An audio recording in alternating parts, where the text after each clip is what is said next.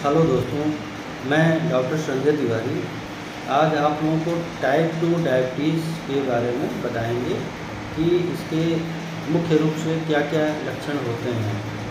तो diabetes mellitus के जो शुरुआती लक्षण होते हैं उसमें पहला लक्षण होता है फटीग एंड हंगर।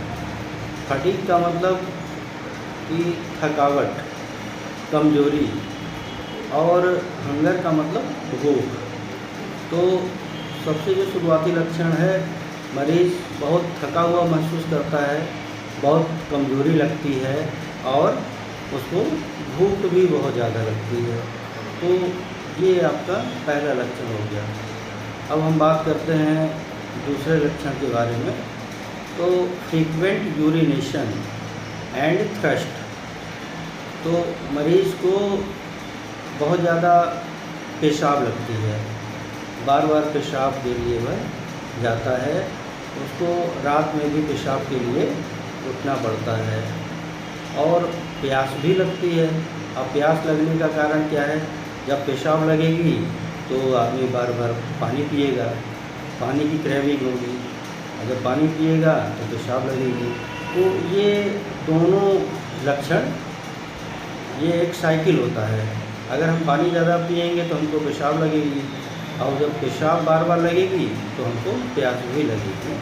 तो ये दोनों ही लक्षण डायबिटीज़ की तरफ इशारा करते हैं।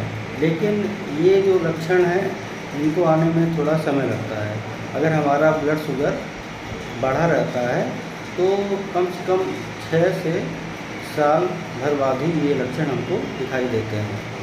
तो ये शुरुआती लक्षण नहीं है, इसको आने में थोड़ा सा टाइम लगता है। ड्राई माउथ एंड इची स्किन, यह डायबिटीज़ के शुरुआती लक्षण होते हैं। ड्राई माउथ का मतलब कि हमारा मुंह हमेशा सूखा सूखा सा रहता है। और सूखा सा क्यों रहता है? क्योंकि हमको बार बार पेशाब जाना पड़ता है और पेशाब जाने की वजह से हमारे बॉडी का जो लिक्विड है, जो पानी है, वह कम हो जाता है, जिसकी वजह से हमको प्यास भी बहुत ज़्यादा लगती है, हमको पानी भी बहुत ज़्यादा पीना पड़ता है और हमारी स्किन ड्राई हो जाती है। ड्राई होने की वजह से हमारे बॉडी में ईचिंग भी होती है, मतलब कि हमारे बॉडी में खुजली होने लगती है। न्यूरोपैथी, न्यूरोपैथी का मतलब है कि हमारे हाथ और पैर के तलवे में शून्यपन का एहसास होना, या कोई चीज़ ऐसा लगता है कि हमारे पैर में चुभ रही है, चुभन का एहसास होना। तो ये डायबिटिक न्यूरोपैथी के केस में ऐसा होता है। इसमें क्या होता है कि हमारे जैसे जब ब्लड शुगर बढ़ जाता है तो हमारे जो नर्व होती हैं वो कमज़ोर हो जाती हैं, वीक हो जाती हैं, जिसकी वजह से हमारे हाथ पैर में शून्यपन, पैर के तलवे में जलन होना, सोते समय हमारे पैरों में चुभन होना, ये सिम्टम आते हैं। लेकिन ये सिम्टम तुरंत नहीं आते हैं, शुरुआती लक्षण नहीं है, ये सिम्टम जो है लेट आते हैं। तो इस स्थिति में हमको अपने ब्लड शुगर की जांच करा करके देखना चाहिए और अपने डॉक्टर से संपर्क करना चाहिए। इसके बाद पानी की कमी से एक और लक्षण दिखाई देता है, वह है ब्लड विजन, मतलब कि हमें धुंधला दिखाई देने लगता है।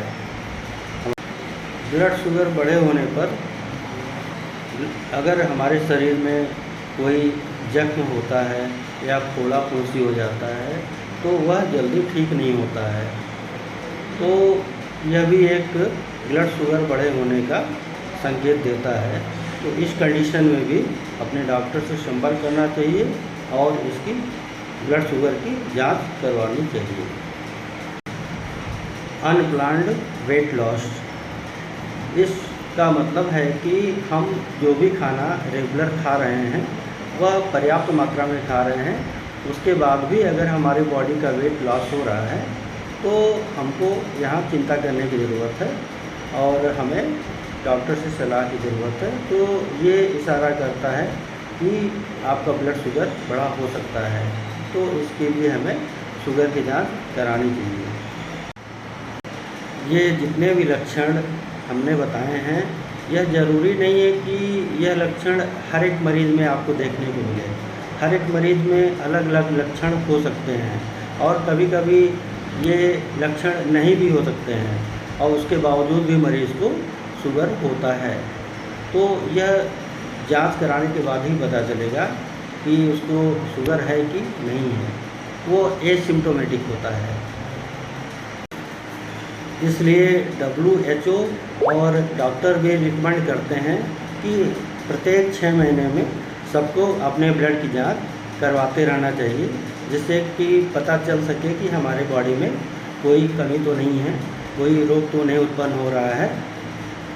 तो हर 6 महीने में हमको जांच करवाते रहना चाहिए। टाइप 2 डायबिटीज़ मेलाइटिस के पेशेंट अपनी डाइट को मेंटेन करके, अपने डेली हैबिट को चेंज करके, रेगुलर एक्सरसाइज करके अपने बीमारी को ठीक कर सकते हैं। और अगर आप लोगों को हमारा वीडियो अच्छा लगा हो तो इसको लाइक करें, सब्सक्राइब करें और शेयर करें। धन्यवाद।